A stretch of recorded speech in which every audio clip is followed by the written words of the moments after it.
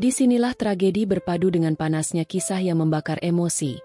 Setiap detiknya penuh luka, penuh gairah, dan tak pernah bisa kau lupakan dan yang terpenting membuat kamu tegang bagian tertentu. Tapi tetap aman dalam semua umur. Subscribe, like dan komen sekarang karena akan membuat semangat kami. Semoga yang subscribe kita doakan akan diberi kelancaran dalam hal apapun. Sebelum cerita ini menelan hatimu, malam itu, aku memutuskan untuk pulang ke kampung halaman setelah hampir 3 tahun tinggal di kota besar. Ada banyak alasan, tetapi yang utama adalah karena ibuku yang sudah lama sakit dan membutuhkan perhatian lebih. Aku menyiapkan diri untuk menghadapinya dengan sabar, walaupun dalam hati aku sedikit cemas. Aku tak tahu apa yang akan kutemui di sana. Saat aku tiba di desa, suasananya tak banyak berubah. Jalanan sempit yang berbatu, rumah-rumah berdinding kayu yang semakin tua, dan udara malam yang terasa segar. Aku sudah cukup rindu dengan ketenangan desa, meski kadang terasa membosankan. Setibanya di rumah, aku disambut oleh ibu yang sudah menunggu di teras. Wajahnya tampak lelah, namun tetap menyunggingkan senyum. Aku merasa bersalah sudah lama tidak pulang, tapi ibuku tak pernah mengeluh. "Kamu sudah besar, Nak.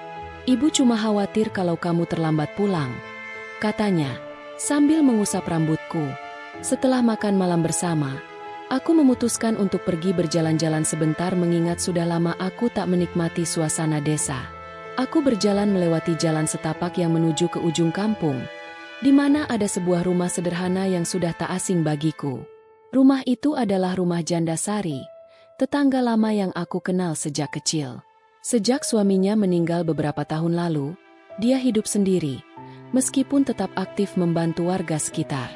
Saat aku melintas di depan rumahnya, aku melihat lampu kamar depan menyala.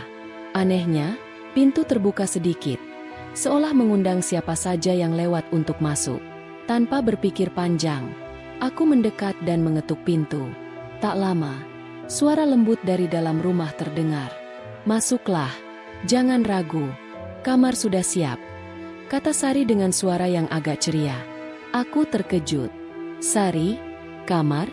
Aku baru saja datang dan sepertinya tidak ada janji atau rencana untuk bertemu. Tapi karena penasaran, aku pun membuka pintu dan melangkah masuk.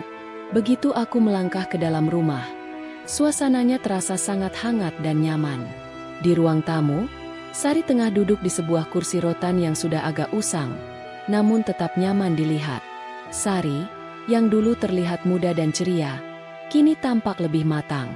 Matanya tetap tajam, meskipun ada gurat-gurat halus di wajahnya yang menandakan usia yang tak bisa dibohongi.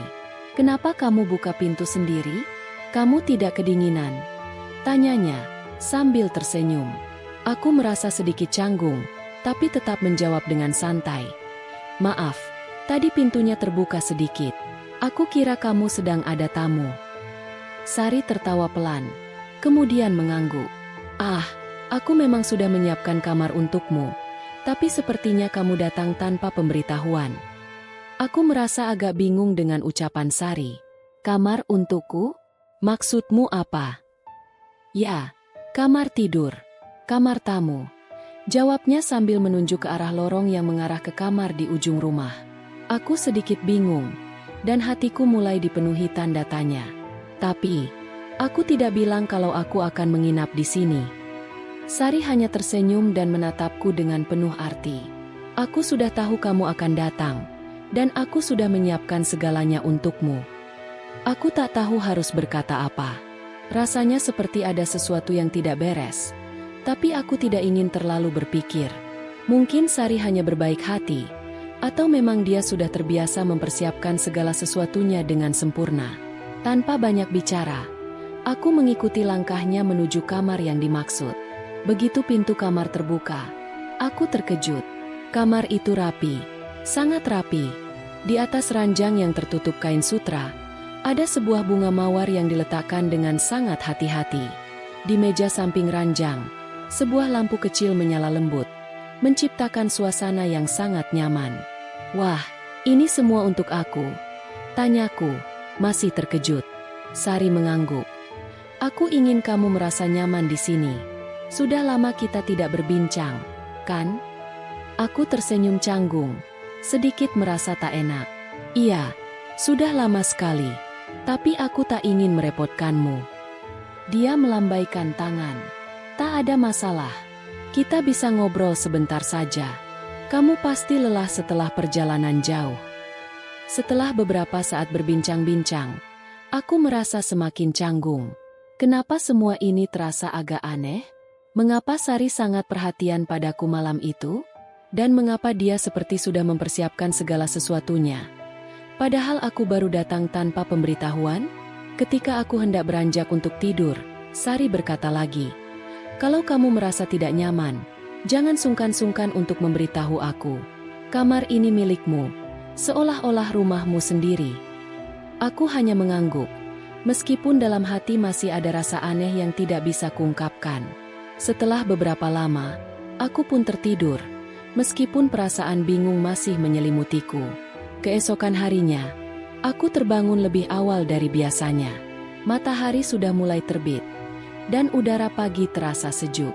Aku membuka jendela kamar dan melihat pemandangan desa yang sangat indah. Di kejauhan, aku bisa melihat ibu-ibu yang sedang berjalan menuju pasar, dan anak-anak yang berlarian bermain di lapangan. Saat aku turun ke ruang tamu, Sari sudah ada di sana, duduk dengan secangkir teh hangat di tangannya. Dia tersenyum begitu aku masuk. "Selamat pagi, tidurmu nyenyak semalam?" tanya Sari, seperti biasa. "Iya, pagi ini terasa segar. Terima kasih sudah menyiapkan kamar, tapi sungguh,